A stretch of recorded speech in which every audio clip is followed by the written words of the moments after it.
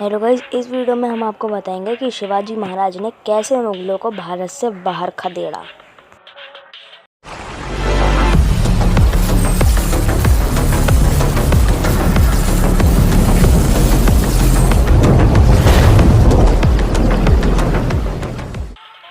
देखिए, मराठास इस वजह से जीत जाते थे अंग्रेज़ों वो से, क्योंकि उनकी एक तो सेना होती थी वो छोटी होती थी। लेकिन छोटी सेना होने का मतलब ये नहीं था कि वो बड़ी सेना से हार जाते थे। छोटी सेना होने के बावजूद भी वो बड़ी सेना को हरा देते थे। कैसे?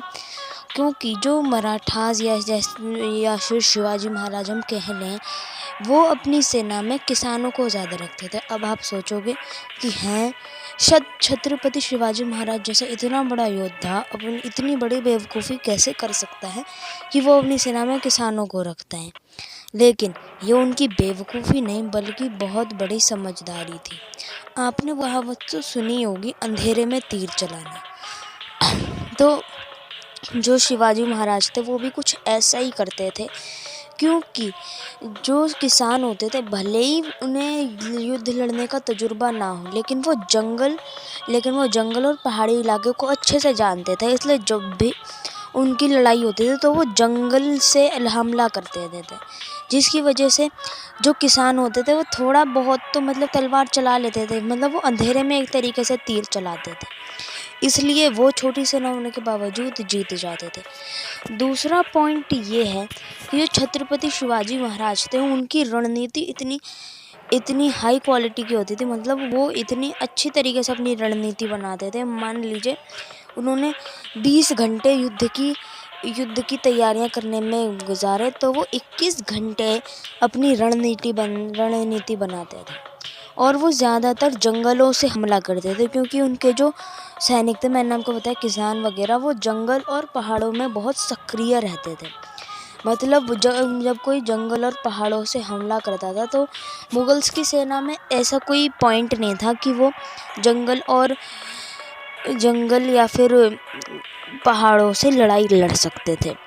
जो छत्रपति शिवाजी महाराज थे उन्हें ये भी पता था कि मुगलों के पास तोप है, लेकिन वो तब भी उनसे लड़ते थे, क्योंकि जो तोप थी वो जंगलों में लाई नहीं जा सकती थी, क्योंकि उन तोप का साइज इतना बड़ा होता था और जंगल इतने घने होते थे कि वो तोप जंगलों में एंटर ही नहीं कर पाती थी।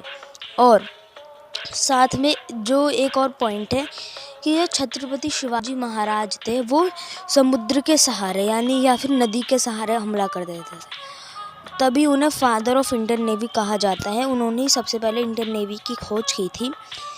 जो छत्रपति शिवाजी महाराज थे वो पानी के रास्ते हमला कर देते थे, लेकिन जो मुगल्स थे उनके पास ऐसा कोई हथियार ही नहीं था जो पानी के सहारे जा सकता। इवन जो तोप थी, अगर उसे भी पानी के सहारे भेजा जाता तो वो डूब जाती।